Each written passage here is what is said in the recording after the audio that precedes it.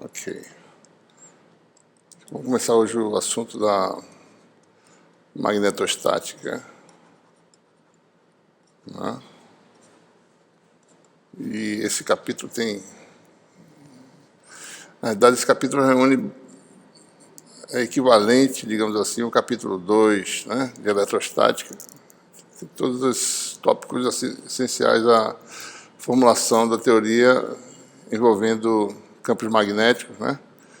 Então, a gente vai falar sobre força magnetostática, densidade de fluxo magnético, vai conceituar os campos, né?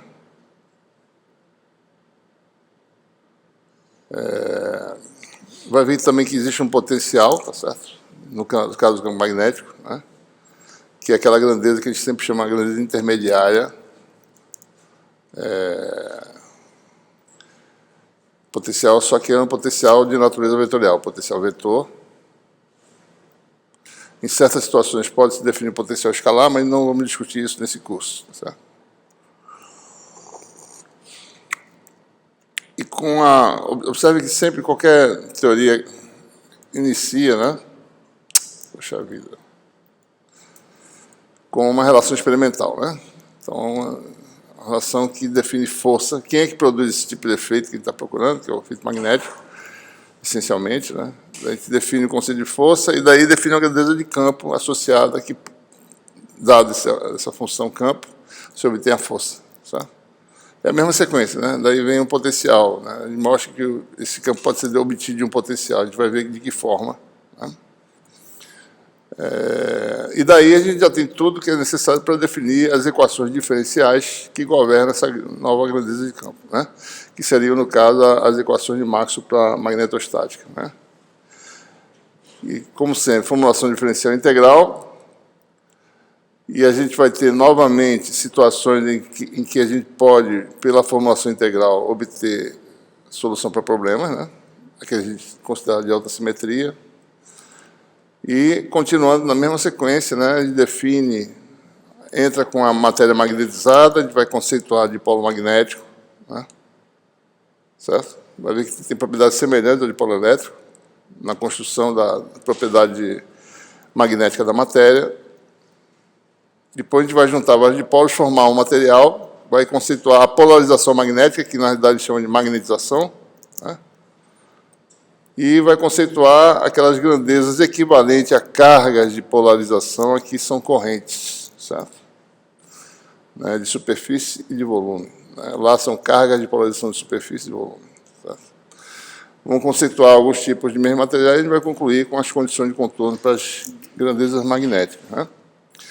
Então, até o final do século XVIII, digamos assim, né, se conhecia esse efeito magnético produzido entre materiais tipo ferro, né, materiais magnéticos tradicionais que interagiam muito fortemente, né, ímãs. Certo?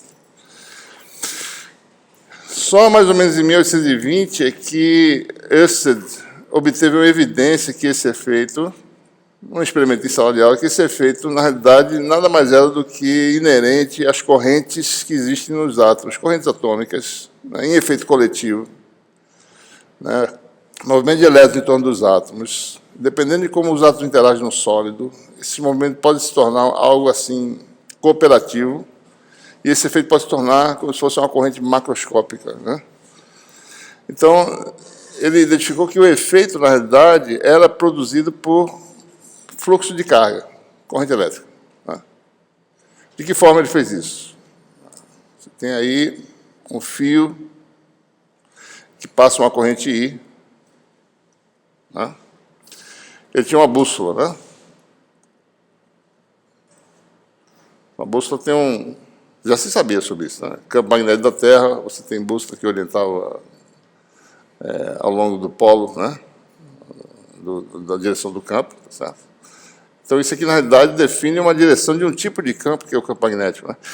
E, colocando próximo a bússola, ao fio de corrente, certo? Se você colocar a bússola, né? Aqui está a bússola, né? Aqui está a agulha, né? Ela roda nesse plano aqui. Se você colocar a bússola no mesmo plano, tá certo? Do jeito que está aqui, né? não há deflexão da agulha, certo? A agulha fica sem deflexão, né? Mas se você botar, o que ele observou é que se você pega o fio e coloca a bússola desse jeito, certo?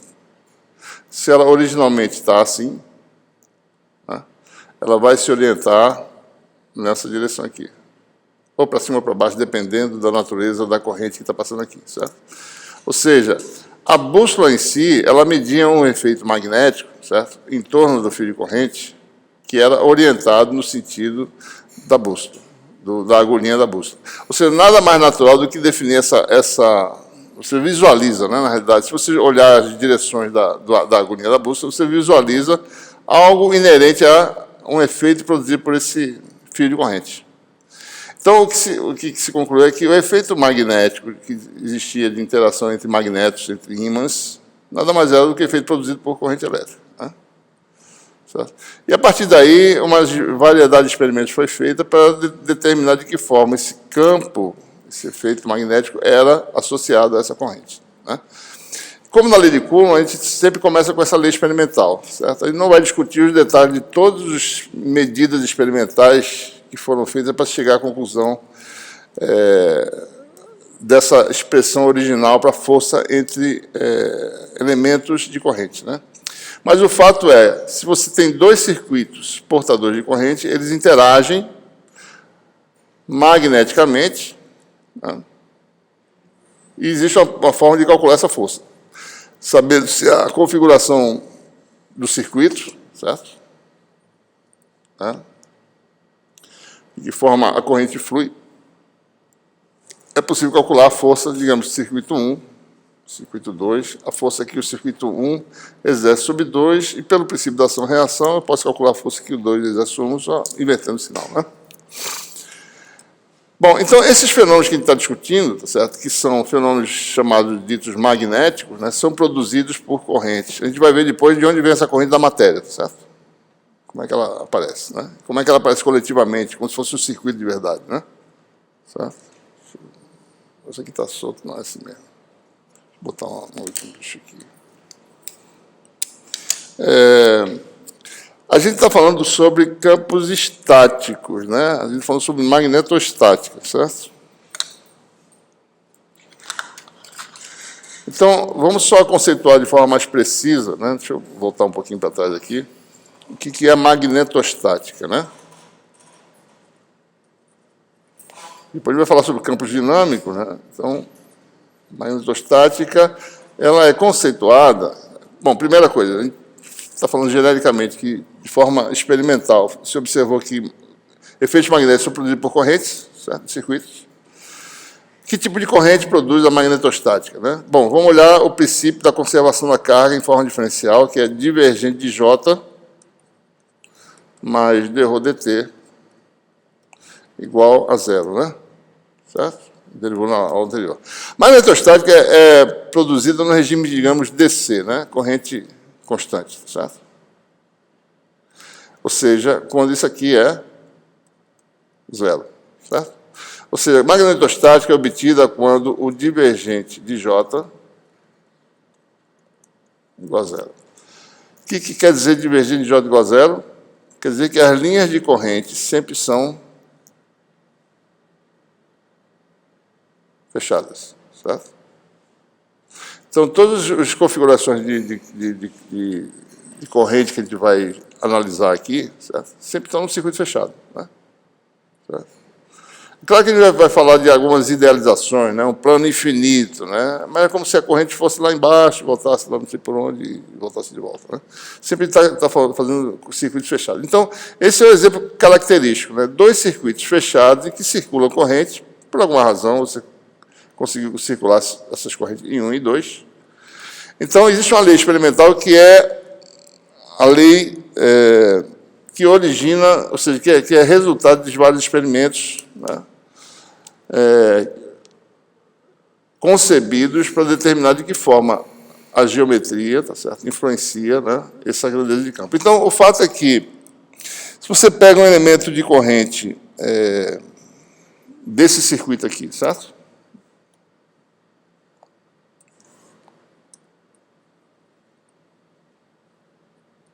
chamado de ΔL'. Então, a lei experimental que determina a força de 1 a 2 pode ser quebrada entre a força entre um elemento ΔL' desse circuito e um elemento DL desse outro circuito aqui, certo? Inclusive, eu tenho que corrigir essa figurinha aqui, mas tudo bem. É só inverter isso aqui, DL, né? Bom, como sempre, né, a localização de DL' quem é? X', né? E a de DL é X, né? Esses vetores vão bater na mesma origem, tá certo? Estou mostrando o término deles. Bom, aqui você tem um caminho fechado, tá certo? C1. Aqui você tem um caminho fechado C2.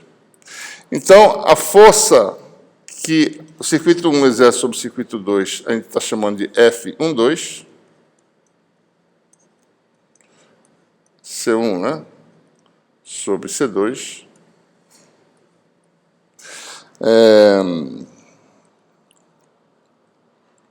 dF12 é a força que C1 exerce sobre só o pedaço do elemento DL, só sobre a porção DL, né? Estou quebrando, certo? E, finalmente, a força só desse elemento sobre esse elemento aqui, desse elemento diferencial sobre esse, se a gente quebrar ainda mais, vai ser uma diferencial, né, associada a esse comprimentozinho que é delta disso aqui.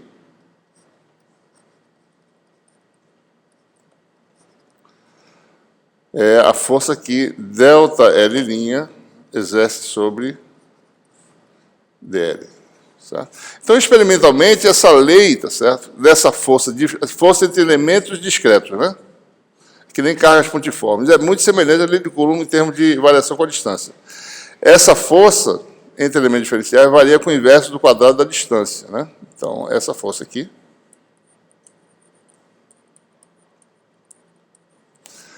se a gente fosse olhar, né, varia com 1 sobre o quadrado da distância.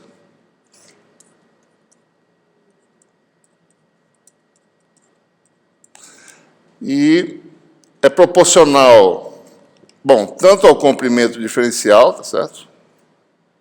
Quanto à intensidade de corrente. Se a corrente for zero, não tem força, né? Então é proporcional aos produtos I DL, vou botar só escalarmente aqui, tá? Depois a gente bota vetorialmente, certo? E DL'. Então isso é muito parecido com a lei de Coulomb, certo? Força entre cargas pontiformes, né? Q1, dQ1, dQ2, se for o caso, ou Q1 vezes Q2 sobre o quadrado da distância, e tem, no caso do elétron, orientação radial, né? Certo? A forma vetorial dessa lei aqui é mais complicada, certo? Então, e essa direção e sentido, né? A força sobre esse elemento está no sentido do produto vetorial do vetor diferença com ΔL', certo? Né? Então, ΔL', deixa eu ver, acho que eu escrevi errado aqui. ΔL' sobre DL. Então, essa força delta de F12, vetorialmente, é isso aqui, né? A gente vai escrever. Bom, tem uma constante de proporcionalidade, certo? Que vem da análise das unidades físicas, né? A gente vai colocar aqui, certo? μ0 sobre 4π, né? Aparece um parâmetro idêntico ao parâmetro da permissividade elétrica, 1 sobre x menos x' ao quadrado, e aí aparece a parte mais complicada, né? Da força, tá certo?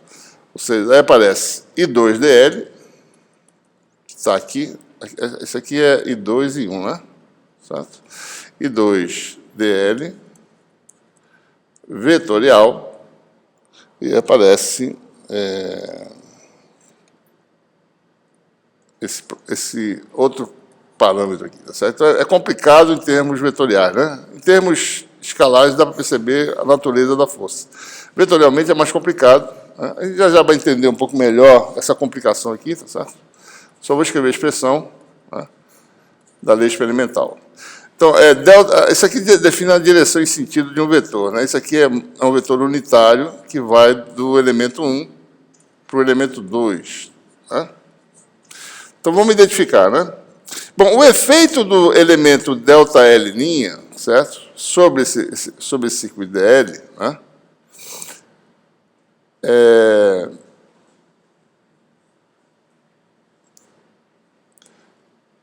Está na direção e sentido do vetor. Deixa eu isolar aqui separado, tá certo? Para poder ver, né? Vou botar o DL' assim, tá certo? Para ficar mais fácil. Né? A gente vai entender a semelhança, tá certo? E vamos botar que x2 menos x1 está assim, né? Digamos que seja esse vetor aqui, seja o vetor U igual a x menos x' sobre módulo, né? Então, a força magnética, tá certo? Está no sentido ΔL' vetorial esse vetor, que é um vetor que entra no quadro, né? Certo? Observe a semelhança do experimento de Ørsted, né? Tem um fio, certo? E tem uma bússola que se orienta nesse sentido aqui ortogonal, né? Olhando de cima, né? Aqui está ΔD. Se essa direção aqui fosse a direção da bússola, certo? Mostraria essa grandeza que faz com que que a agulha se oriente nesse sentido, né? Que é exatamente o sentido que está aparecendo aqui, tá certo? Ou seja, isso dá a ideia de onde vem essa natureza de direção e sentido. Vem da questão da bússola, né? O efeito, a influência desse elementozinho, ΔL', tá certo? Né? Está na direção e sentido dessa quantidade aqui, que depende dela, certo? Né? A força vai ter uma direção e sentido final, que a gente vai entender, mas o que eu estou querendo dizer é que o efeito magnético, tá certo? A influência está aqui. A direção e sentido dele está aqui, tá certo? Que é exatamente a direção e sentido da agulha da bússola. É assim que surgiu essa conceituação vetorial, tá certo? E a força, se observa que é ortogonal, né? Tanto a essa influência que está aqui, que é essa direção dessa influência, quanto a direção do elementozinho de circuito, tá certo? Então, seria essa expressão. E, se você quiser calcular, bom, qual é a força do circuito C1 todinho, tá certo? Sobre DL, bom, daí você vai integrar você vai deixar o DL fixo aqui, integra essa função junto com essa, né? Esse aqui vem para cá, tá certo? Então, dF12 vai dar μ0 sobre 4π. Melhor fazer assim, para ficar mais fácil. I2 dl, vetorial a integral, tá certo? Que vai aparecer. Que essa integral é chamada da influência do circuito 1 todinho, tá certo? Chamada de B1. Tá? E B1 é essa influência, é o resultado integral do circuito 1. Tá? Vamos ver o que seria, tá certo? μ0 sobre 4π, ΔL' vetorial. Está faltando nenhum aqui, né? E um DL' vetorial x menos x' sobre x menos x' ao cubo. Então, essa integral no circuito 1, no caso, né? C1, certo? μ0 e 1 ΔL', produto vetorial com x menos x'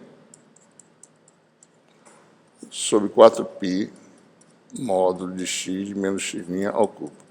Essa grandeza que a gente acabou de definir, né, é denominada de densidade de fluxo magnético.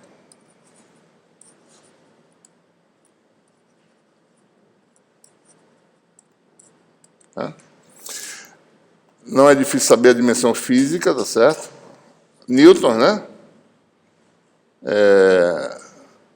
Ampere, metro, daí você tem aí a definição dessa unidade física, mas em termos de unidades magnéticas, a unidade de B, que é a influência que o circuito C1 faz sobre DL, num ponto do espaço, é Weber por metro quadrado, que é a definição do Tesla, né?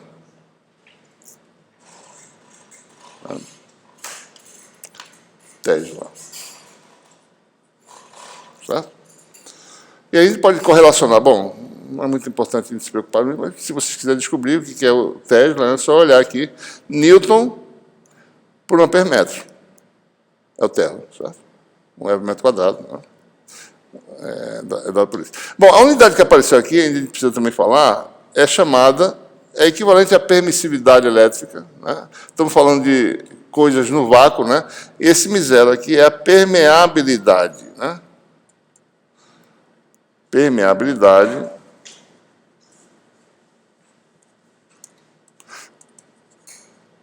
magnética do vácuo. Vale, né? Não vamos também discutir como é que chegou esse número, né? Isso aí é o sistema de unidades para você ter consistência entre todas as quantidades, no fim chega a um número, tá certo? De forma que mantenha essa consistência. Aqui vai dar 4 pi vezes 10 a menos 7 unidade de indutância por unidade de comprimento. Henry por metro, né? E também a gente pode inferir o que é o Henry da equação original, né? Você tem o campo em termos da força, tá certo? E vai inferindo aqui, né? Ou então da fórmula da força original, né? Newton, metro quadrado, certo? Por ampere quadrado, metro quadrado, né? Newton, metro quadrado. Porque tem um metro, aqui não tem dimensão, metro quadrado vem para cá, tá certo? Ampere ao quadrado, vai para baixo, metro quadrado. Se eu não esqueci nada, tá certo? Isso aqui vai dar Henry por metro, né? Você tem Newton por ampere quadrado. Está certo isso aqui? Não, deixa eu ver. Pode ser que fosse em Newton, que é metro quadrado, né? Metro quadrado cancela. Aqui não tem dimensão. E ampere quadrado, está certo. Então, Henry por metro, o Henry vai dar Newton metro, né? Que é torque, tá certo? Ou energia, né? Ou é torque ou energia, com ampere quadrado. Tá? Só para a gente ver aqui qual seria, né? Temos as unidades fundamentais, certo? Então, apareceu essa constante, né? Então, observe, então, voltando aqui, novamente, o campo B, certo? Esse efeito, a influência do circuito elétrico, é uma influência que tem a ver com o sentido, né? A direção e sentido desse campo é a direção e sentido da agulha magnética. Se você pegar um circuito, um fiozinho, vai ser exatamente essa orientação de sentido. Tá? Por causa desse produto vetorial aqui, né? É o elemento de corrente, produto vetorial com vetor de diferença de onde você está observando. Tá certo? Então, sempre vai dar a direção da agulhinha. A agulhinha sempre aponta na direção desse campo. Então, é mais fácil definir o campo na direção da agulha. Podia definir em outra direção, podia fazer outra definição, certo? Mas é mais fácil você visualizar olhando, peraí, a agulha está apontando para onde? Ah, aqui tem um campo nesse sentido. Essa é a ideia. Por isso que foi definido desse jeito, certo? Né? E aqui também tem uma lei de força, né? Observe, né? Você tem aqui um circuito, né? Um elementozinho aqui, IDL, né? Se o campo produzido por esse circuito, vamos falar assim, né? É B nesse ponto, né? Esse aqui tem um campo B. A força sobre esse elementozinho é dF igual a IDL vetorial B. A famosa fórmula, né, que vocês conhecem, BIL, né? F igual a BIL. O pessoal de cursinho faz essa analogia para nunca esquecer, né? F igual a BIL, certo? Mas aí você tem que olhar a posição, DL primeiro, depois o B, né? DL vetorial B, certo?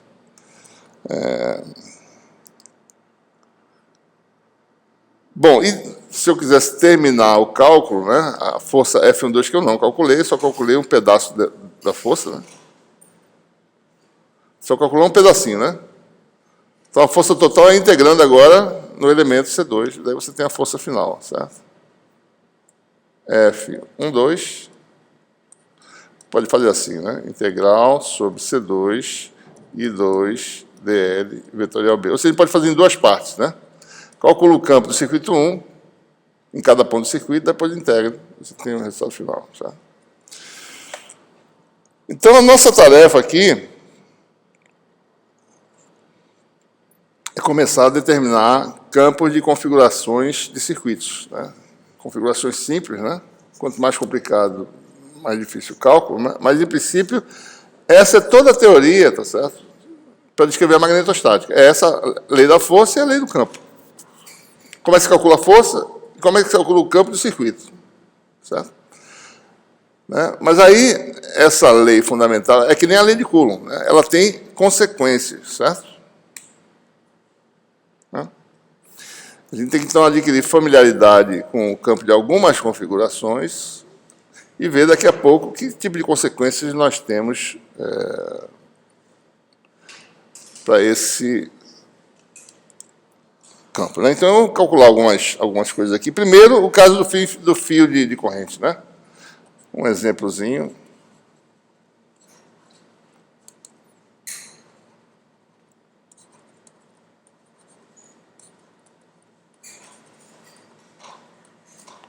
Então, como lá no caso eletrostático, tem qualquer circuito, de qualquer formato, em que circula uma corrente I, né? Se eu ficar muito próximo do fio, eu posso fazer uma aproximação meio exagerada, dizendo que esse fio é muito longo, ou praticamente infinito.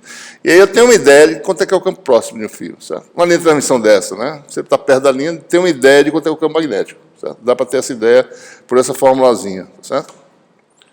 Então, você tem essa situação aí. Eu vou economizar aqui alguns quadros, né? Já usando a figurinha aqui, tá certo? Né? Você tem um fio infinito, e aí a gente vai calcular o efeito magnético, ou seja, o nome do campo é vetor densidade de fluxo magnético, também chamado de vetor B, né?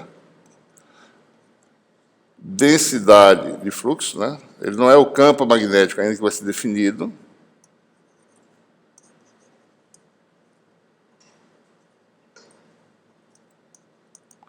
Também chamado de vetor indução magnética,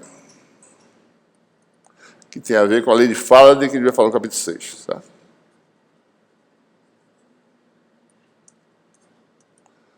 E também aqui, para simplificar as coisas no vácuo, a gente pode eliminar aquela constante μ0 se eu definir, certo? B sempre tem um μ0, né? Um fator μ0 por enquanto, tá certo? Que nem o campo E tinha o fator ε0 embaixo, o B tem o μ0 em cima. Né? Então, se a gente definir um novo campo temporariamente no vácuo, né? Uma definição só no vácuo, μ0 vezes alguma coisa. Essa alguma coisa é o que a gente chama de vetor campo magnético.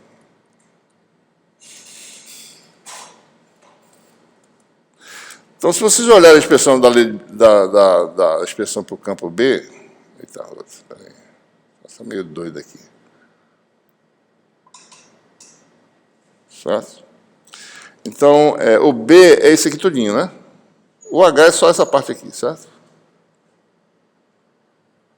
Tá? Então, a unidade de H seria ampere. Aqui tem 1 sobre metro quadrado, porque uma dimensão não corresponde. Então, ampere é metro, né? Ampere metro por metro quadrado, que dá unidade de H,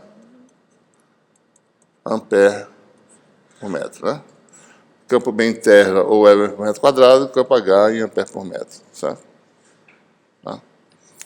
Então, a gente pode calcular B, no fundo está calculando H, a calcular H, basta multiplicar por μ0, você tem um B, né? Então, você tem esse novo vetor também já definido agora, né? No vácuo.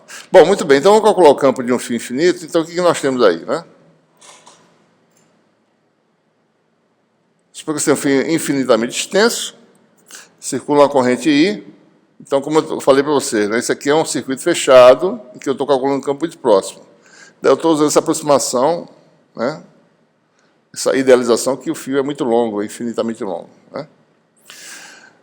Sendo infinitamente longo, a origem, o plano XY, né? O plano Z igual a zero, pode ser colocado em qualquer lugar, né? Então, vamos colocar ele aqui no meio, tá? Quer dizer, que sempre tem metade para cima e metade para baixo do fio. Então, vamos calcular o campo B num ponto a uma distância R, né?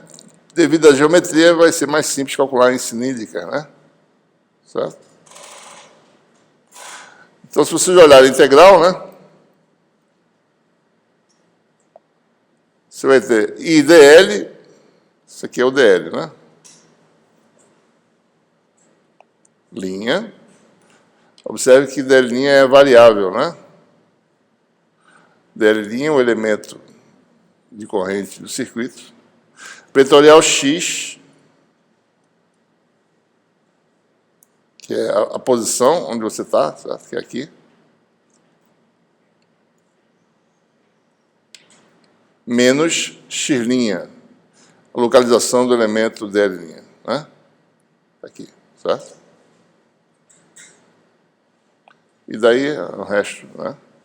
4πx menos x' ao cubo. Né? Você faz o produto vetorial AZ, produto vetorial com AZ dá zero, são colineares. AZ com AR, né?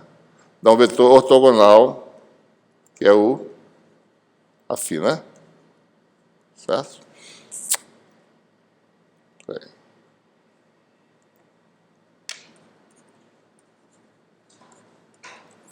AZ com a R da Φ, AZ com a Z dá zero, então você vai ter DZ', I está aqui, Mi0, 4π, DZ', R a Φ, 4π, daí o módulo desse vetor é fácil, né? R2 mais Z2, elevado ao meio, elevado ao cubo, dá 3 meios. Certo? Essa é uma integral semelhante àquela que a gente fez para o fio de carga, mesma coisa. Existe diferença. Observe que, nesse exemplo, o Aφ é um vetor constante, tá certo? Ele está apontando aqui, no caso, nesse sentido, o dB desse elemento está assim, né? Totalmente assim, tá certo? Então, onde quer que eu esteja, eu sempre tenho o resultado nesse sentido. Então, é um vetor fixo, porque o vetor radial também é fixo, o AR, porque esses vetores dependem de φ, mas φ está fixo, certo? Então, eles são vetores constantes, né? Eu estou falando disso porque em algumas situações tem que tomar cuidado. Quem é que é vetor variável e quem é que é vetor constante? Aqui, nesse caso, o Φ é fixo. E daí você tem... esse aqui não apaga não, né? Não apaga, deixa eu apagar aqui.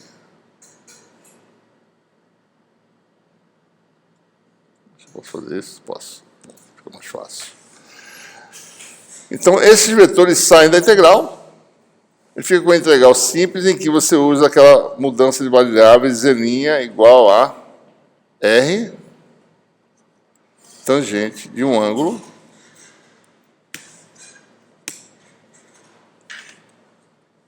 né? Z' igual a R tangente de alfa. Daí DZ' fica R secante ao quadrado. R2 mais Z' ao quadrado, né? Vai dar o quê? Z' evidência, aliás, substitui, vai ficar R ao quadrado, 1 mais 3 ao quadrado dá secante ao quadrado de alfa. Então, o que vai dar? Em cima dá secante ao quadrado, embaixo secante ao quadrado 3 meios, que dá secante ao cubo. Então, vai dar 1 sobre secante de alfa, que é cosseno. Observe que a secante é sempre positiva, tá? Se vocês olharem aqui, Z negativo, né? Alfa vai ser negativo, digamos assim, né? Tangente de alfa. Z positivo, alfa vai ser positivo. Mas só que a secante tem a ver com cosseno. Cosseno de menos alfa, cosseno de alfa, a mesma coisa, certo? Então não tem problema nenhum extrair raiz quadrada, dá isso mesmo, né? Então, se for fazer aí, deixa eu ver. Bom, já foi feito aqui, né? Se fizer essa conta aí, integral de cosseno de alfa, né? Se vocês observarem, né? Alfa varia de quanto, né? Menos π sobre 2, Z' igual a menos infinito, até π sobre 2 é igual a infinito. Então,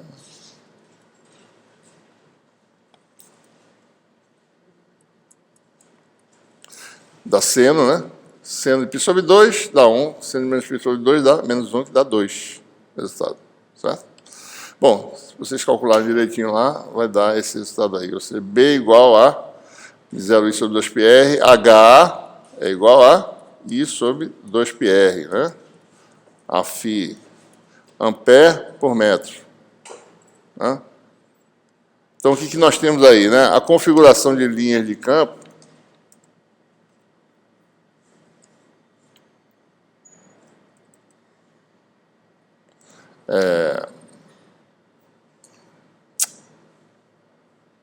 é algo assim, né? O fio infinito tem em torno dele essas linhas circunferenciais, né? Porque são no sentido do vetor azimutal.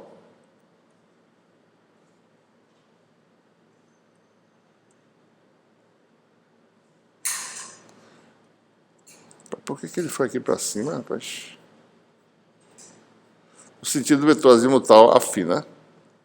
E aí explica a observação de Ørsted, né?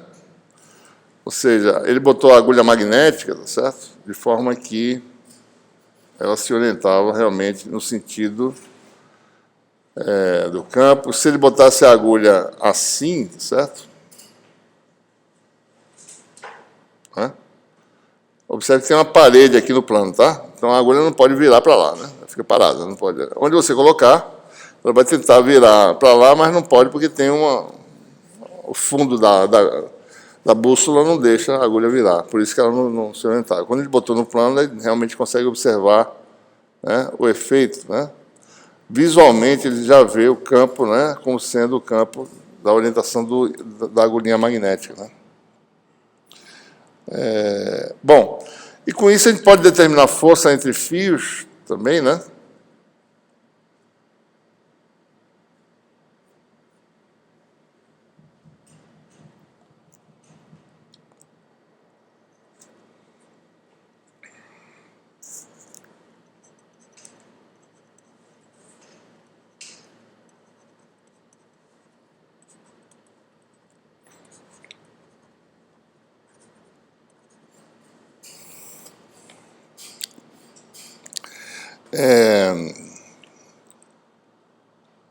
Se você tem aí dois fios paralelos, né?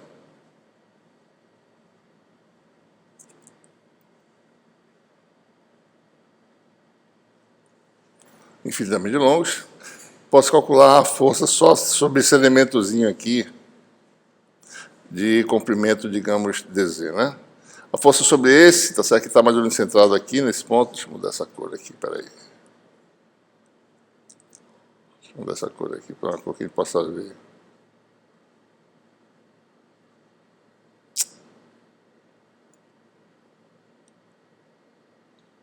Deixa eu usar isso aqui, melhor, né?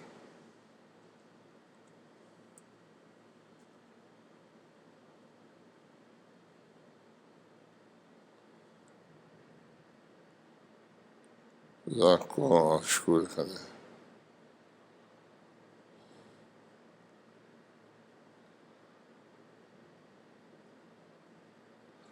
Né? Então, a força nesse ponto vai ser igual a força nesse ponto, porque o campo é sempre, não depende de z, né? Então, um elemento aqui de comprimento dz, vai sofrer a mesma força que o elemento localizado aqui, tá certo? Então, o que eu preciso? É o campo 1, né?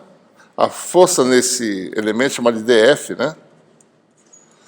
É igual a I2 dz a z, né? Que é o dl, certo? Esse dl aqui, né? Vetorial B1. Né? Você tem a força por unidade de comprimento, na realidade. Bom, B1 é μ0 e 1, né? Você vai dar μ0 e 1. Vou botar mais embaixo aqui. df dz vai ser μ0 e 1. Daí vem o campo 2, né? Que é I2 sobre 2πr, que é a distância, 2πd. dl, que é dz, que é az, né? O dz já está aqui embaixo. Vetorial, esse vetor que é menos ax, no caso aqui, tá certo? Especificamente nesse caso aí, dá menos ax. Az com ax dá AY, né? Então vai dar, botar do lado de cá, df dz é menos μ0 e 1 e 2 sobre 2πd AX, certo? Né? E aí dá o sentido da força, se é repulsiva ou se é atrativa, ok? Então, a X está para o lado de lá, né? Acho que está errado aqui, né? A Z, não é a X, né? A Z com a X dá a Y, certo? Desculpe. A Y, né? Dá a Y. Então, Ctrl Z. Isso, melhor. A Y menos a Y, né? A Z com a X dá a Y, né? Menos a Y. Então, a força, certo? Se os sentidos de corrente são iguais, são os mesmos, né? Fios paralelos, correntes paralelas, no mesmo sentido, existe uma força de atração, né? Se tem sentidos opostos de corrente, força de repulsão. Porque senão é negativo, né? Força no sentido para cá, se for mesmo sentido, então é isso aqui, né? E repulsiva se for assim, né? Certo? Isso aqui tem uma consequência interessante, né? Se você for numa linha de transmissão, certo? Vou fazer esse desenho aqui mesmo. A corrente varia senoidalmente com o tempo, né? Ômega é 60 Hz, certo? Mais ou menos, né? Ou 50 Hz, depende, certo? Então, você tem duas linhas de transmissão próximas, né? Que você tem, às vezes, as linhas de transmissão. O que acontece? Elas ficam fazendo o quê? A força vai com I1 vezes I2, né? Digamos que tem o mesmo modo, isso aqui é seno de ômega t, ou mais φ, mas vamos botar assim em fase, tá certo? Então fica seno o quê? O quadrado de ômega t. Então essas linhas ficam fazendo o quê? Vibrando, certo? Na frequência 2 ômega, porque seno ao quadrado, né? Se você decompõe em série de Fourier, tem uma componente de 2 ômega, certo? Então você tem uma componente de 2 ômega de força, certo? Você pode... fica aquele, né? Aquela vibração da linha de transmissão exatamente por causa dessa força de interação, que vai com o quadrado da corrente, né? Que vai com o dobro da frequência, né? Do fio lá, certo? Bom,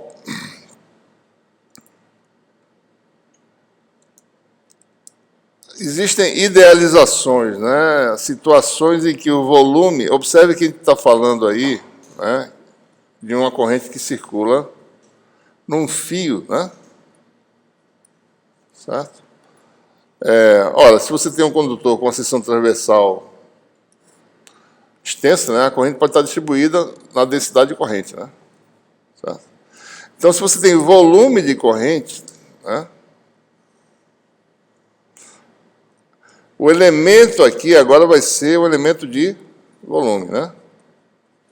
Certo? E o elemento que a gente conhece localmente é densidade de corrente, certo? Né? Então, se você tem um fiozinho, vamos pegar um fiozinho diferencial, né? Certo? Então, aqui está a seção transversal do fio chamada de ΔS, tá certo? E o comprimento é chamado de DL, né? Então, o elemento que aparece lá na lei do campo, né, na fórmula para o campo, na verdade, essa expressão para o campo que a gente derivou, né, também é chamada, não falou nisso, certo? Essa expressão original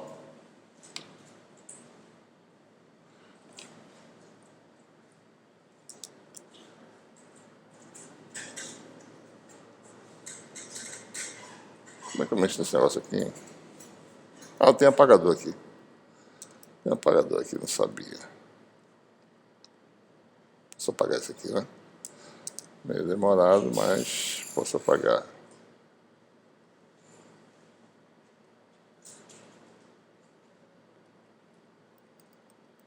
Tudo bem. Isso aqui também é chamado da lei de Biot-Savart, né?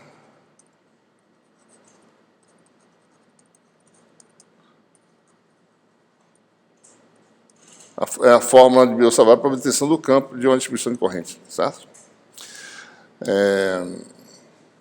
Então, Então, o elemento que aparece na lei de Biot-Savart para um fio de corrente é IDL, né? Esse é o elemento fundamental. Se um desses dois for zero, não tem efeito nenhum. Ou DL igual a zero ou igual a zero, não tem efeito, você mata o efeito. Então, é IDL que é importante. Bom, como é que seria no caso de um volume, né? Em que você tem volume distribuído, corrente distribuída no volume, né? Quem define a corrente agora é a densidade de corrente, tem um elemento de volume dV. Bom, então quem aparece lá é IDL, eu orientei o DL no sentido de J, tá certo? Então, DL é paralelo a J, né? Vetor, certo? Então, IDL aqui seria J delta S DL, né? A natureza vetorial saiu do elemento de corrente para a densidade de corrente, porque eles são colineares. Então, na verdade, o que eu preciso fazer é, quando você tem imagine várias espiras de corrente, né, formando um volume de corrente, né? Então, o que você tem que fazer é pegar a IDL e substituir por JdV. Então, a lei de Biot-Savart para um volume de corrente se transforma em campo B de uma distribuição volumétrica, né?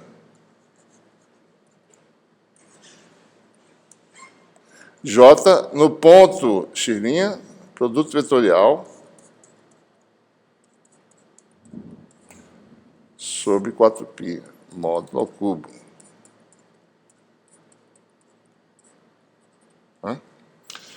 Então, essa é a generalização, essa é a lei de Biot-Savart generalizada, né? Qualquer que seja a distribuição, se ela for um filamento, transforma de volta JdV para IDL, né?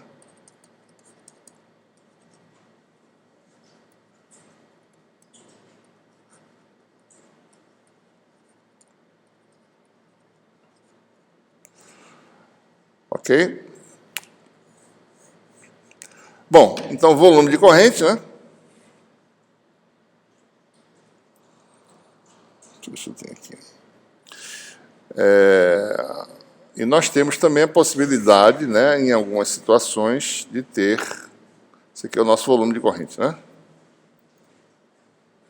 Certo? Então, quem define o volume é o elemento de volume e a densidade de corrente. Ora, e se você tiver folhas de corrente, superfície de corrente, né? Então, vamos avaliar, certo? Qual é o elemento que vai ficar no lugar do JdV, né? Então, superfície de corrente. Como vocês observam na figura, superfície S, né? Então, o elemento de superfície é ds', né? Vai ter que ter um tipo de corrente de superfície, né? Como é que seria, né, essa corrente? Então, vamos ver. Então, observe aqui nossa superfície com uma certa espessura, né? Para a gente poder entender direito, certo? Então, o que nós temos? JdV é o elemento fundamental, né? JdV, certo? Aqui está a seção atravessada, o J está atravessando essa seção transversal. Aqui está a área, né? Chamada de ds, certo? E aqui está a espessura, tá certo? Bem pequenininha, chamada de T, né? Tá? Então, o dV está aqui, dV é ds vezes T, certo? Então, fica J, ds, ou melhor, fazer assim, JT, ds. Então, a quantidade que aparece seria isso. Quando essa espessura é muito pequena, seria limite de quando T tende a zero, de JT ds, né? O que vai dar isso, né? Bom, no limite, isso aqui converge, né, para alguma coisa que é uma densidade de corrente superficial, que é colinear com J, certo? Então, isso aqui vai dar uma densidade de corrente superficial, chamamos de K. Tá? Então, o que você faz? Vê o fluxo de corrente, define essa vetor de densidade de corrente de superfície. Né? Se J é medido em ampere por metro quadrado, o K vai ser, por sua vez, ampere por metro. certo? Ok? Então, o que aparece na lei de Biot-Savart agora vai ser a corrente de superfície, né? JdV vai virar KdS, o vetor está em cima do vetor densidade. Então, B vai ser, para uma casa de uma superfície, né? ds' ou d sigma', vou montar ds' para ficar igual ao livro, K vetorial, x menos x', sobre, tem uma zero aqui, né? 0, 4π ao cubo.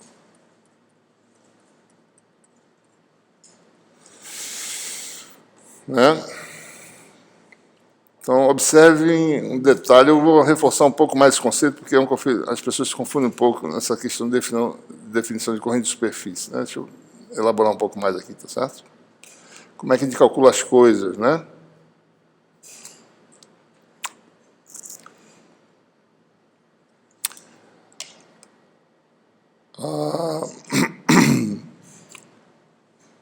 Suponha que eu tenha, olhando de cima, né?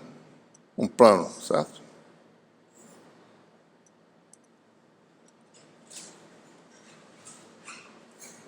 E que a corrente flua, né, nesse sentido aqui, certo? No plano. Tem uma superfície, a corrente está fluindo, né, dessa forma. Já vamos fazer um exemplo desse, só quero falar um pouco antes, de um pouco mais de detalhe sobre a densidade de corrente de superfície para poder vocês entenderem bem, certo? Ok? Suponha que eu cortasse esse plano e perguntar, bom, se eu cortar esse plano, certo? Ao longo de um corte qualquer, como é que eu calcularia a corrente que atravessa esse corte, né? Eu vou fazer um corte aqui, meio irregular, tá certo? Segundo um caminho C, né? Entre A e B. Né? Em cada ponto do corte, a normal ao caminho tem um elemento tangencial, mas tem um elemento normal também, né? Vou chamar isso aqui de N, tá certo? Ok? Então, vamos olhar direito essa extensão transversal cortada só entre esses dois segmentos. Isso aqui dá algo assim, né? Mais ou menos.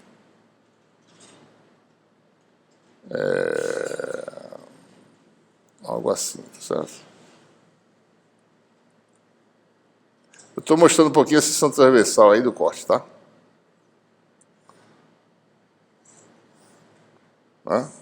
Certo? Aqui é o ponto A, aqui é o ponto B, e aqui é a normal.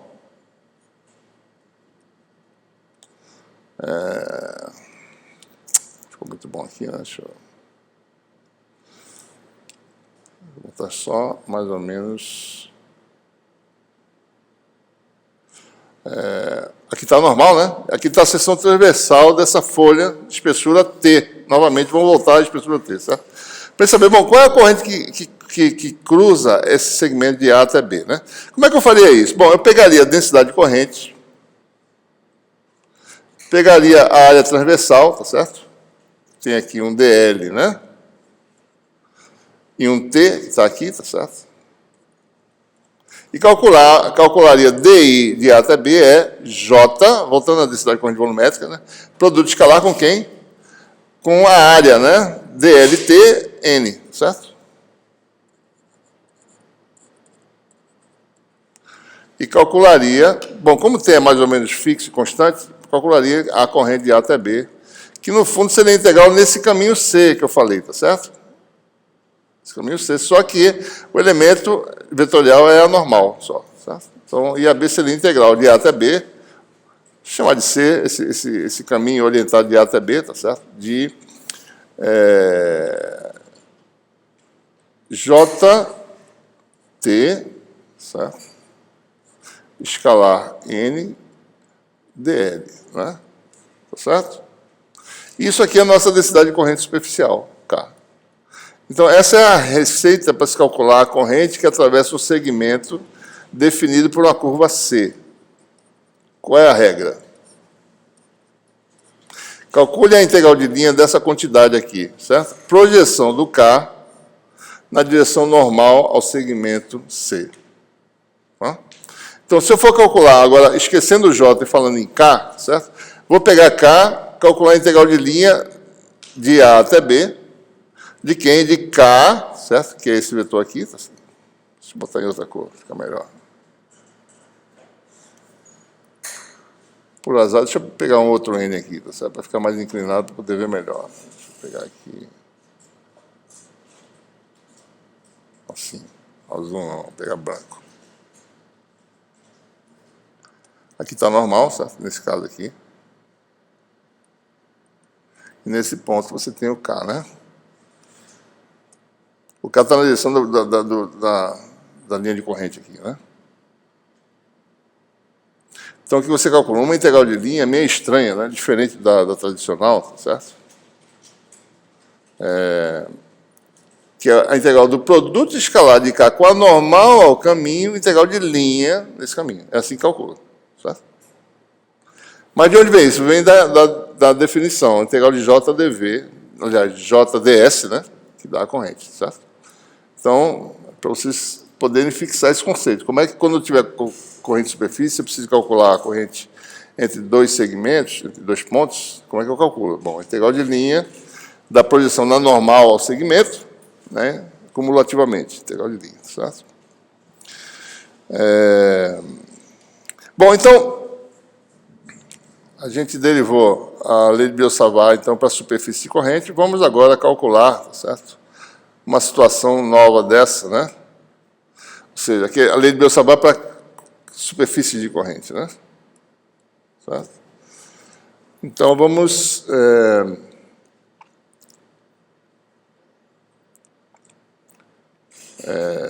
calcular, certo?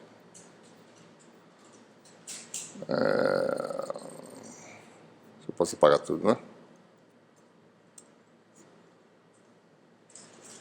O exemplo aqui.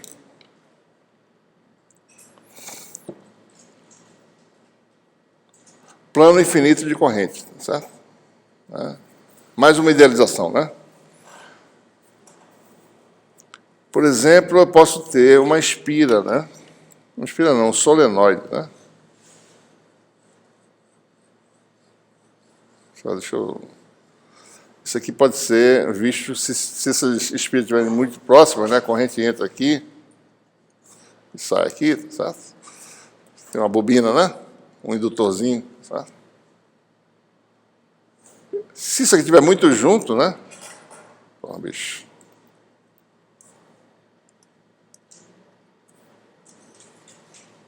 Se essas espiras estiverem muito próximas, né? Você tem aí mais ou menos quase, né? Um cilindro em que você tem corrente de superfície, certo? Né? Imagina, né? Bem próximo, tão próximo que vira uma coisa contínua, você tem uma superfície corrente. Então, se eu estou nessa superfície corrente, eu estou muito próximo aqui da superfície do cilindro, tão próximo como você queira imaginar, então é como se essa curvatura fosse muito grande em relação à minha distância à superfície, né? Então, eu posso imaginar que isso aqui, na realidade, é um planozinho, tá certo? E olhar assim para esse plano, muito próximo dele, quem é a corrente, quem é o campo, quem é o efeito magnético, né? Então, a gente pode idealizar, ou seja, qualquer coisa superficial, você tem corrente superficial muito próximo dela, você vai ter essa idealização, né? Certo? Então, nós temos aí um plano de corrente no vácuo, definido pela densidade de corrente K, né? A gente acabou de falar sobre isso, né? Como é que calcularia a corrente entre dois segmentos, entre A e B. Aqui está a regra, qual seria, né? Bom, mas o que eu posso fazer? Tem duas formas, né? Eu posso imaginar esse fio, né? Esse plano como sendo composto de vários fios infinitos, justapostos, né? Ou seja, como se eu tivesse essa situação aqui, né?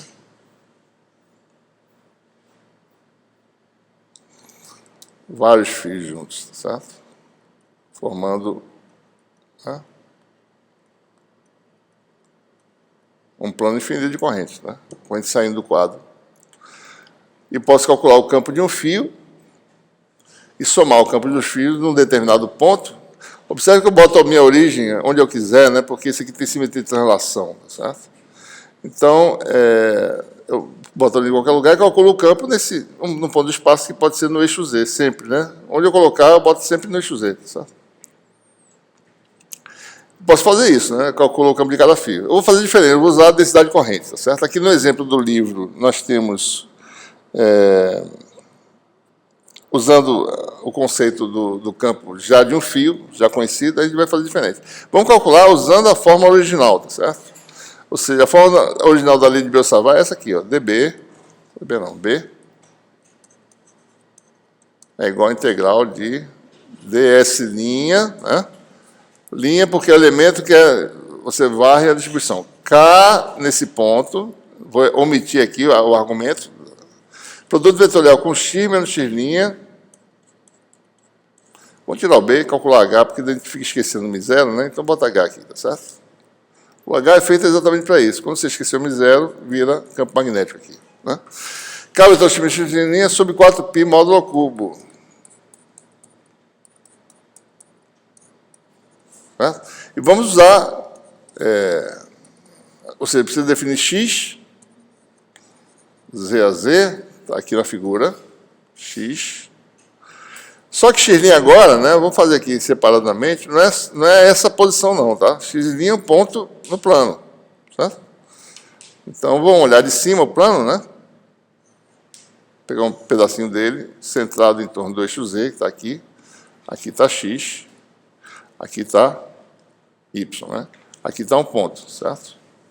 Então, você tem aí, em princípio, eu vou chamar de R, né, a distância, e chamar de φ esse ângulo, certo? Pode ser assim também, ou pode ser simplesmente o x, pode ser R a R, se você quiser, ou pode ser, aliás, o x', né? R' a R', né? Ou, se você quiser, x' a x mais y' a y, né? O elemento de área é um retângulozinho aqui, certo? ds' é quem? dx', dy', certo? E o vetor K é um vetor que está nesse sentido. Nesse caso, a corrente é uniformemente distribuída, é um K0, no sentido do vetor AX. Então, tem todos os elementos da integral, vamos calcular, ou seja, eu tenho... cadê a fórmula? Aqui em cima, em algum lugar.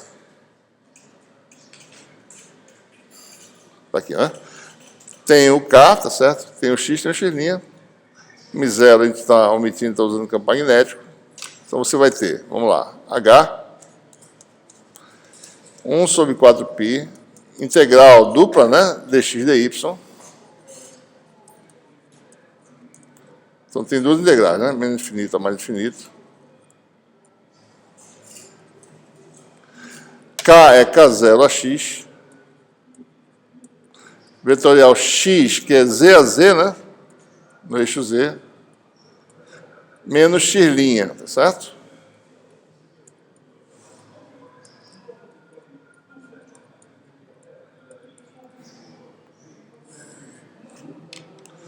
E daí você tem um vetor de diferença módulo ao cubo, né? Esses vetores são mutuamente ortogonais, isso aqui vai dar x' ao quadrado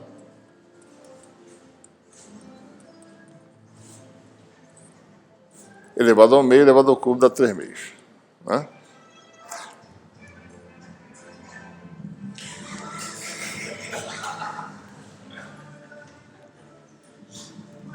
Foda. Para todo semestre, essa musiquinha é gravada nesse curso, sabia?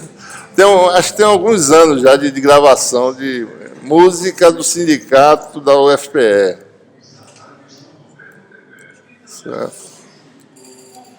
Ou seja, a reivindicação é trabalhar menos. É impressionante. E não ter responsabilidade. Precisa bater ponto também.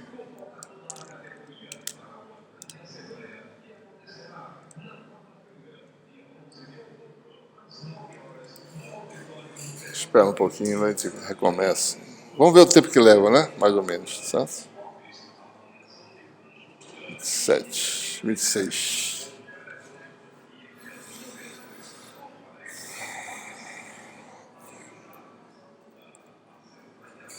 Para que ele não volte, né?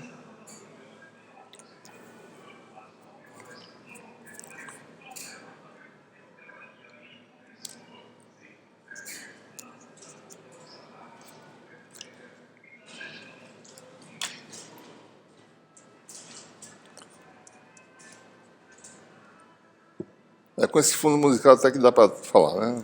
Mas música ambiente, digamos assim, dá para a gente conversar. Então fica lá, 1 sobre 4π, né? Vou botar as coisas lá de fora aqui, tá certo? Deixa eu botar aqui. Mi zero não tem mais, né? É K0 sobre 4π. Aí fica o integral duplo, né?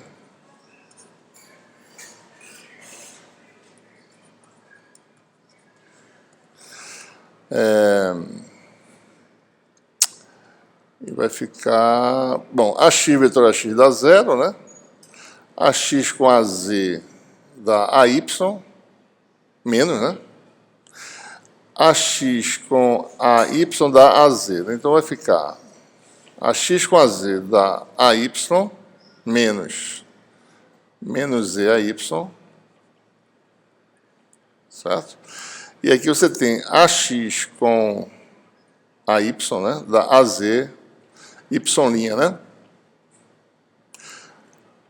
AZ com menos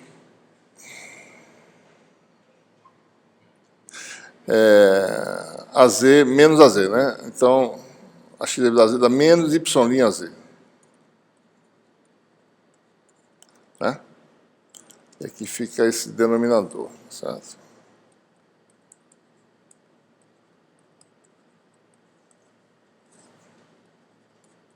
Bom, aí uma integral aqui a gente não precisa nem calcular. Essa integral aqui dessa função na integral na coordenada y, né? Trata-se de uma função, tá certo?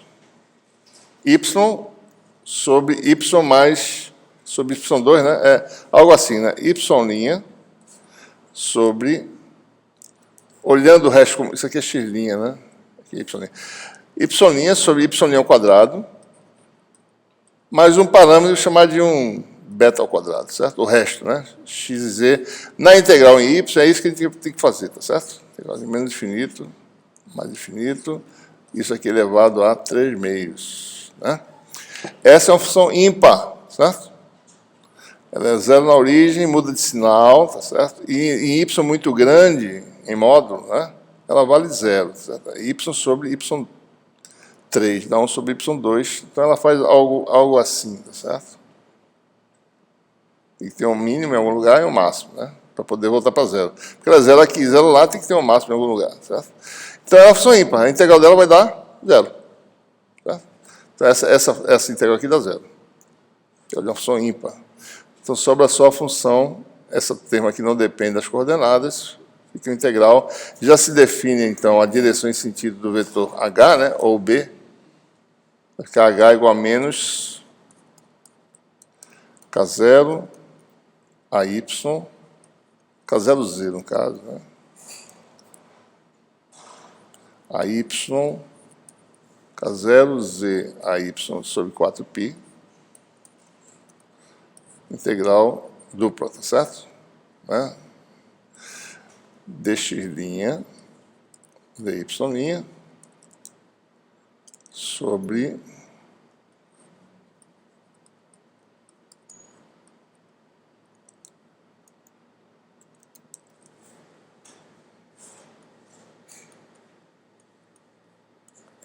três meios, né? E aí vem o grande truque de resolver essa integral, né? Isso aqui é o elemento de área, isso aqui é uma variável só se você usar a coordenada cilíndrica, né? R', dr', dφ', elemento de área. Isso aqui é R' ao quadrado. Fica fácil a integral, né? Pode calcular também, dá para calcular, dá mais trabalho, certo? Se for fazer. E aí os limites passam a ser R de 0 a infinito e φ de 0 a 2π.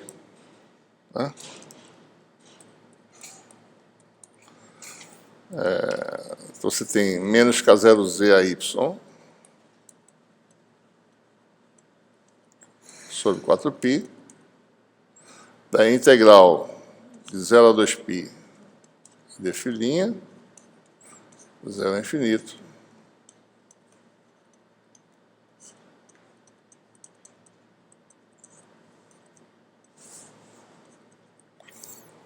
e aí você tem, agora que isso aqui não depende do ângulo, né? Já dá 2π diretos.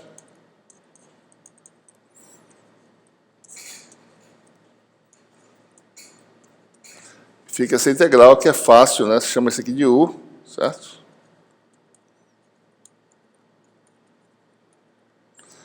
E o du sobre 2 é R' dr'. Os limites de integração, né? U varia de Z2, que quando R igual a 0, até infinito, quando R de infinito. Vou botar para cima aqui que fica mais fácil. Então vai ficar menos K0 Z sobre 2 a Y, integral de Z2 a infinito, de U elevado a menos 3 meios, du sobre 2, né?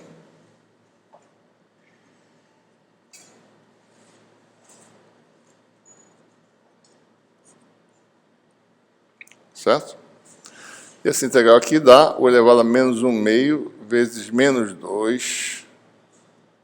Mas aí eu inverto os limites, fica o sinal positivo. Vai ficar menos K0, Z sobre 2 a Y. Né? U elevado a menos 1 meio vezes menos 2, daí eu inverto os limites. Então, esse 2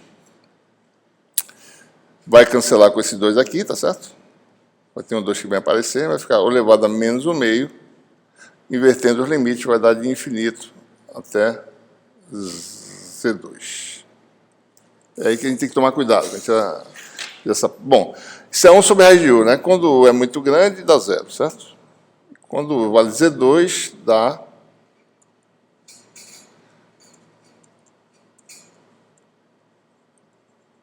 o quê, né?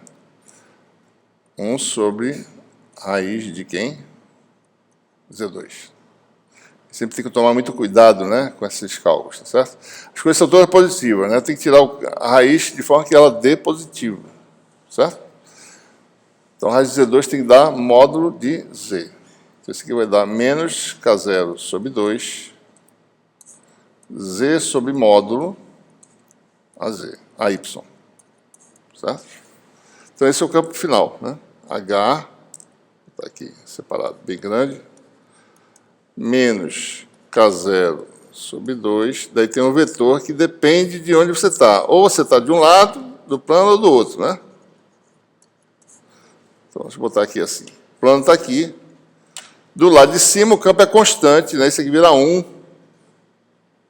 E o campo está sempre para cá. Aqui estão as correntes, né? Que você tem vários fios fazendo assim, né? Coletivamente dá uma constante, tá certo? O efeito, né? Embaixo, por outro lado, Z sobre módulo de Z vai dar menos 1. Então, vai mudar o sinal. O campo agora fica para cá. Certo? Precisamente correto, né? Não tem... Tudo consistente, né? Certo? O campo é constante, né? Até no infinito existe campo, né? Que é uma idealização, né?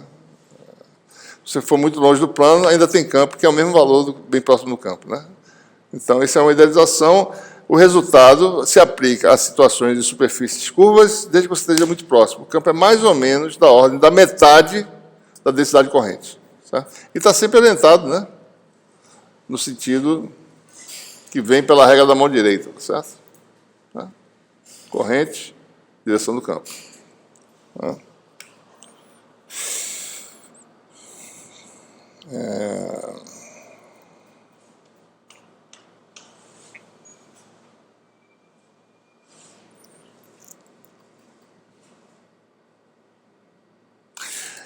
Queria fazer só um comentário, né? No caso real, né? Esse campo, esse plano, na realidade, tem uma espessura, tá certo? Vou pegar um pedaço dele aqui, exagerado, né? Aqui é o meio dele. Opa.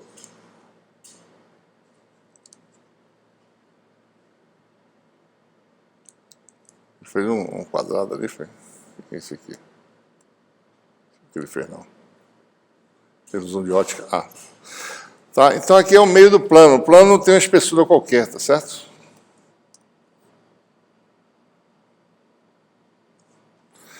Então, o que quer dizer é o seguinte, o campo de um lado, realmente, se você fosse calcular para uma corrente distribuída no volume, com a densidade J constante, né?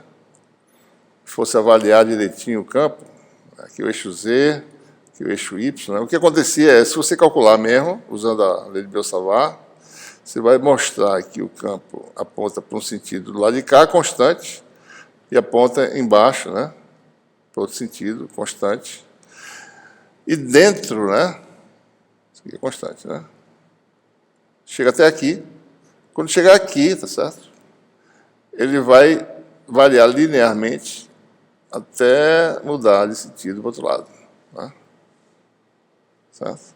Então, o campo aqui vai fazer isso. Chega aqui bem no meio da zero, daí muda de sentido. Até chegar do outro lado, daí continua constante. Se você olhasse essa função, né? Olhando assim, né, como função de z, certo? Vou fazer um gráfico maluco aqui, ao contrário, né? H, certo? Função de z, né? Então, H ele é constante, muda de sinal, daí vem para cá. Né? Se você começa a reduzir a espessura, tá certo? O que acontece? Isso aqui começa a ficar mais... A variação é mais abrupta, né? Se começar a largura, né? Isso aqui é a largura, tá certo? T, do plano, né? Virar uma camada. Quanto mais estreito o negócio, então, você, de repente, tem um salto aqui. Né?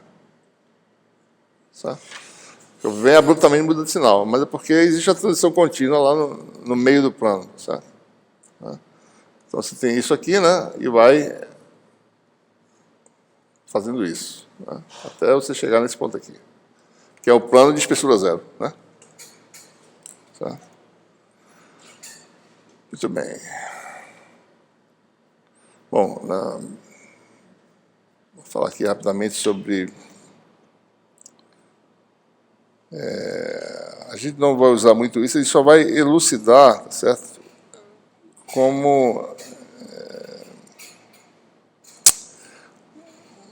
vai usar em algumas situações, mas é uma propriedade fundamental do campo B, pode ser obtida a partir da sua grandeza intermediária, né? Potencial vetor magnético.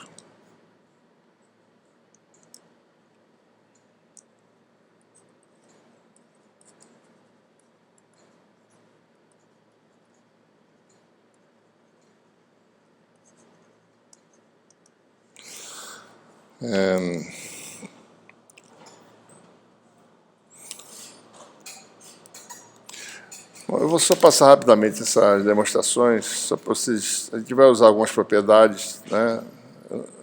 Eita, gota. Não vai congelar meu negócio, não, bicho, pelo amor de Deus. Deixa eu fazer o seguinte, deixa eu sair dele, certo? Para ele não voltou ainda, né? Deixa eu forçar a parada dele aqui. Vou abrir de novo. Cadê?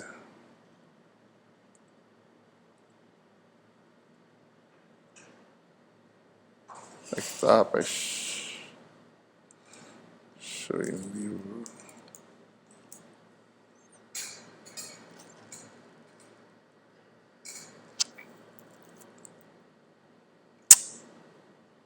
Peraí.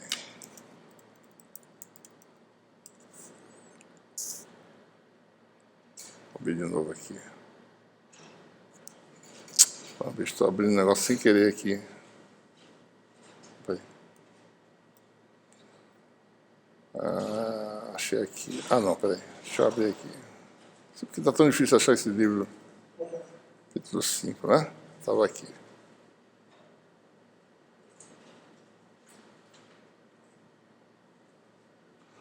Muito bem. Vamos lá. Então, estamos falando sobre potencial vetor magnético. Vamos olhar a expressão original, né? Deixa eu pegar minhas anotações aqui. Então, a gente tem sempre aquela... isso aqui a gente pode mostrar que é obtido de uma operação vetorial sobre outro vetor, né? Para fazer isso, né, esse outro vetor é que é chamado potencial vetor magnético, né? A gente sempre tem esse elemento aqui que é conhecido, né? Vetor de diferença sobre módulo ao cubo, que isso aqui geralmente é ou gradiente da função inversa com sinal trocado, menos, né? Se for com relação ao variável x, ou mais se for com relação ao variável x'.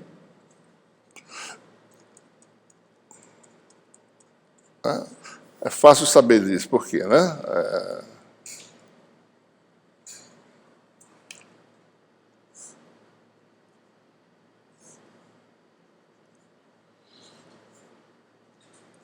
X',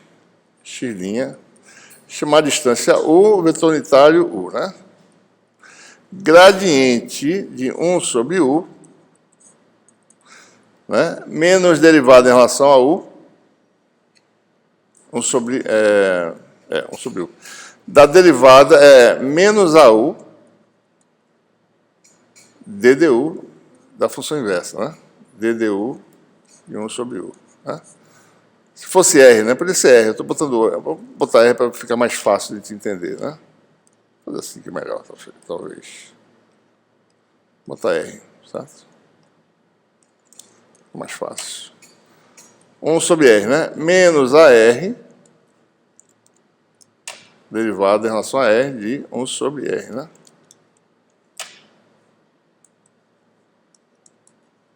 Derivada de 1 sobre R é menos 1 sobre R2, né? Isso aqui vai dar AR sobre R2. Ora, se R é módulo de x menos x', né? Isso aqui está errado, né? Menos AR, né? AR, DDR de menos 1 sobre R2. Isso aqui dá menos, né? Menos AR sobre R2. Então, se é isso aqui, tá certo? Né? Gradiente de 1 sobre x menos x' é menos o AR é o vetor de diferença sobre o módulo, então vai dar menos x menos x' sobre módulo ao cubo. Se eu inverter essa posição, se eu calculasse a derivada, se eu olhasse dessa forma assim, ó, AR', né? Mesma coisa, certo? Dá 1 sobre módulo ao quadrado, vetor unitário, menos, né? Nabla linha, né? De 1 sobre x menos x'.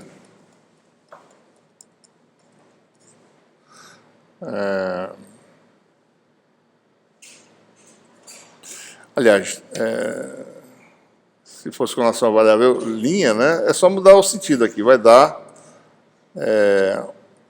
x menos x' sobre módulo ao cubo. Né? Dá menos o outro, tá certo? Se fosse a variável linha, né? Ok? Então, você tem essas possibilidades, né? Eu posso fazer assim, certo? Eu posso fazer do outro jeito. Bom, vamos fazer usar essa forma aqui. Joga dentro da integral, então você tem isso aqui, ó. É o gradiente da função inversa, com um sinal menos, né? Certo? Daí a gente faz algumas manipulações usando identidades vetoriais do capítulo 1 lá, né?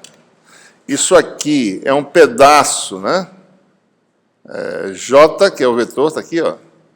Gradiente de uma função, que é esse termo aqui, né? Então, isso aqui vai dar rotacional de tudo, menos esse pedaço aqui. F sendo a função inversa, certo? E V sendo o vetor. Ou seja, sem se preocupar muito com a derivação, mas mostrando que vai dar alguma coisa que envolve a integral do rotacional de tudo, menos função inversa, integral de rotacional de J, certo? Eu já vou pular aqui para ele não ficar muito... Então, aparece isso aqui, ó. Ou seja, aquele termo que está lá na integral tem rotacional de tudo, F vezes J, né? F vezes V, e F, que é 1 sobre x menos x', rotacional de V. Só que o nabla não atua sobre x', só atua sobre x. Então, rotacional de J dá 0. Certo? Então, fica isso aqui, né? Certo? Então, você tem essa expressão aí, né? E aí a gente tem a demonstração fundamental. B é rotacional disso aqui tudinho, tá certo? E esse nabla sai.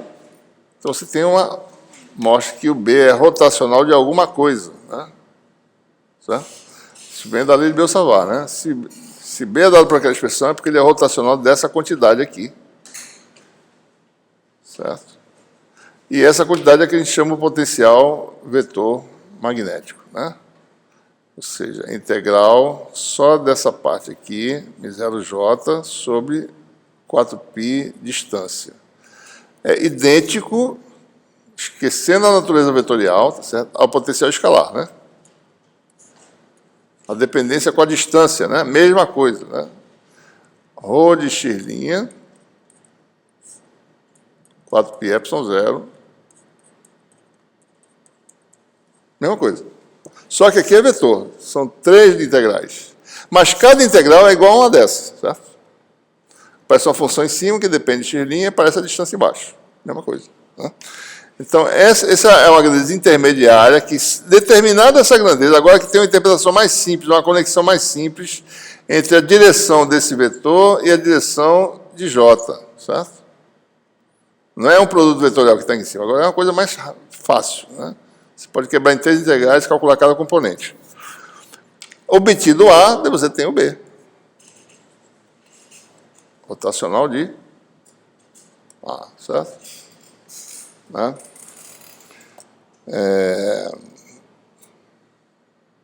Então, essa é a propriedade fundamental que a gente obtém, né? B agora é obtido, né, em 2 etapas. Calcula primeiro o potencial vetor, se for fácil, né? Às vezes não é fácil, né? De que forma? Integral de volume, μ0j, não tem mais produto vetorial agora, certo? Sobre 4π distância. Tá? E do A você calcula B. Às vezes é difícil calcular o A. Às vezes é mais fácil calcular o B direto do que calcular o A, certo? Tá? Por exemplo, né, só para dar uma ideia das propriedades de A, observe que cada elemento de volume em que o J aponta num sentido, né, contribui para o potencial vetor num ponto, uma contribuição que é paralela a ele mesmo, certo? Isso aqui é o dA. O dA é isso aqui, certo? Um elemento JdV dá um dA que é colinear com J naquele ponto. Só que você tem várias direções de sentido na distribuição, isso vai dar uma soma, né? Mas, por exemplo, um fio infinito, né, todos os elementos de corrente são na mesma direção de sentido. O potencial vetor de um fio infinito, como é que ele é? Assim, tá? Em cada ponto do espaço. Tá? Um plano de corrente, certo? Em que todos os elementos de corrente são paralelos, certo? Fornece no espaço um potencial vetor que é colinear. Porque como está todo mundo paralelo, então como A é paralelo a cada elemento, então A vai ser na mesma direção em sentido da... É como se fosse um eco, né, da distribuição, certo? A gente vai ver depois, né, uma espira de corrente, certo? Quando a gente faz isso, dá um potencial vetor que também é circunferencial, igualzinho a espira. Né? Tem um jeitão da espira, certo? Bom, a gente vai usar o potencial vetor para calcular o campo de um dipolo magnético, né? Você pode calcular para algumas situações, dá um certo trabalho, tá certo? A gente não vai se concentrar muito nisso, não, né? Bom, vamos concluir, então,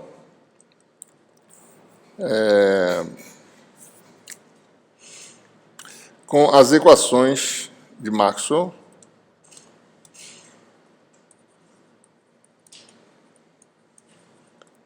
para magnetostática, né? Já temos elementos suficientes, né? Existem 2 propriedades da lei da força, né? Uma que é a força entre elementos de corrente é inversamente proporcional ao quadrado da distância, né? E o direção em sentido da força é complicado, né? Mas aquilo ali tem uma informação, certo? Essas 2 coisas dão 2 equações diferenciais, né? A primeira surge diretamente dessa propriedade, né? B igual a rotacional de um vetor. Automaticamente, qualquer vetor obtido do rotacional de outro é um vetor que tem divergência igual a zero. Certo? Porque a identidade vetorial que nós conhecemos, né, é uma identidade matemática, divergente do rotacional é sempre zero, qualquer que seja o vetor. Então, divergente de B igual a zero, a primeira equação de Maxwell é essa aqui. Então, não existe carga magnética, né? A primeira consequência disso aí. Não tem densidade, deveria ter uma densidade de carga magnética aqui, na nossa interpretação do divergente, né? Que é fontes ou sumidores de linha, certo? Nunca existe essa fonte em nenhum lugar. Então, o campo B sempre se fecha, certo? Então, não tem carga magnética, não existe monopolo, né? Dipolo é aquela par de cargas e monopolo seria uma carga. Então, monopolo em si não existe.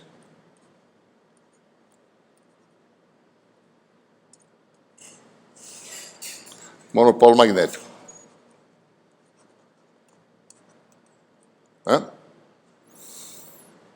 Bom, falta uma segunda equação, né? Quem é a rotacional de B? Certo? Essa é mais difícil.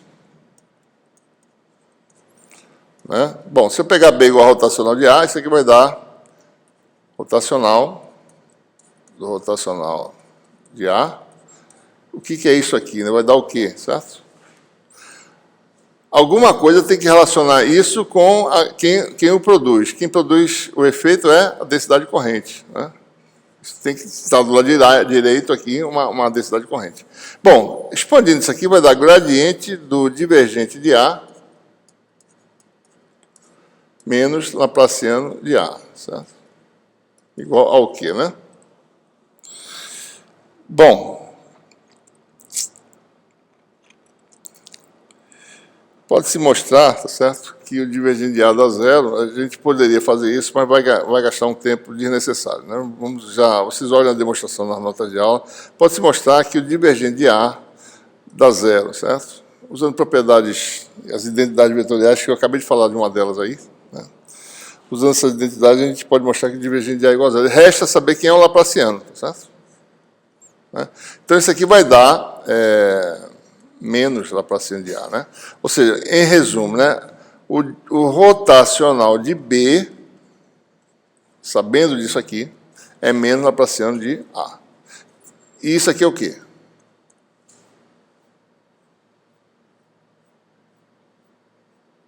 Esse é mais fácil, né? Vamos olhar para o potencial escalar, né? Numa região ilimitada.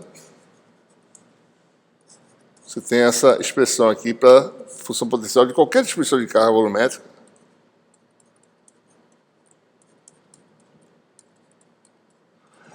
Então, numa região ilimitada em que a permissibilidade seja ε0, homogênea, né, a densidade de carga representada, mesmo que seja de vários lugares, mas por uma função ρ, né, essa função potencial satisfaz uma equação diferencial, que é qual?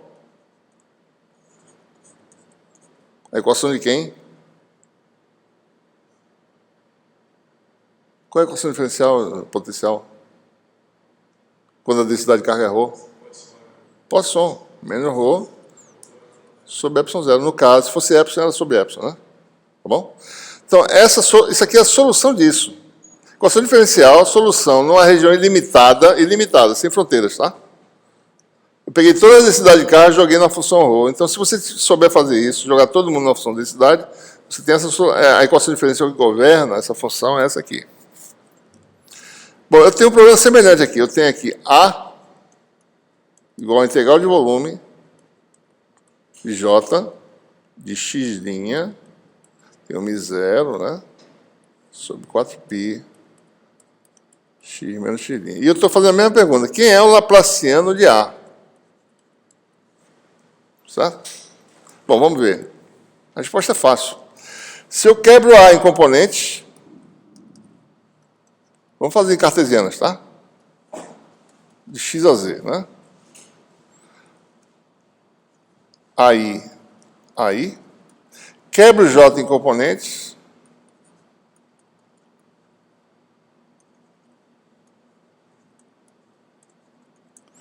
né? Daí eu vou igualar o quê? Se eu faço isso, eu vou igualar cada componente de um lado, a cada componente do outro. Então, a iésima componente vale dV', μ0, JI, né? X' sobre 4π módulo de x menos x'. Certo? Laplaciano de A, por sua vez, pode ser quebrado, né, com vetores constantes, tá certo? AI, soma de I igual a x até z.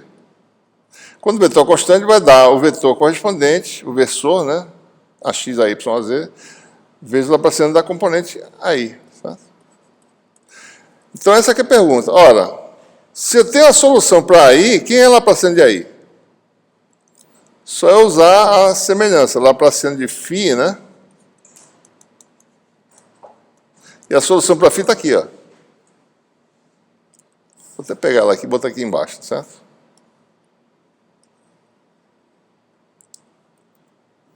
Vou botar ela aqui embaixo. Para poder ver, certo?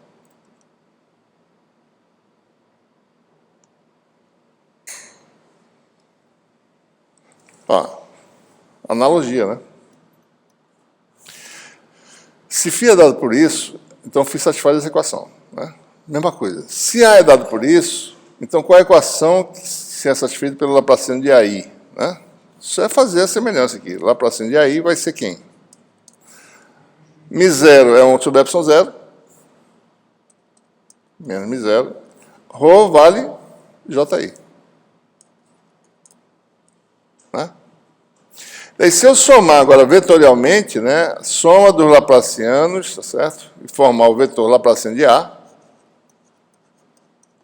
dá menos μ0, soma de I igual a x até z, laplaciano de AI, que é JI AI, que dá menos μ0 J. Certo?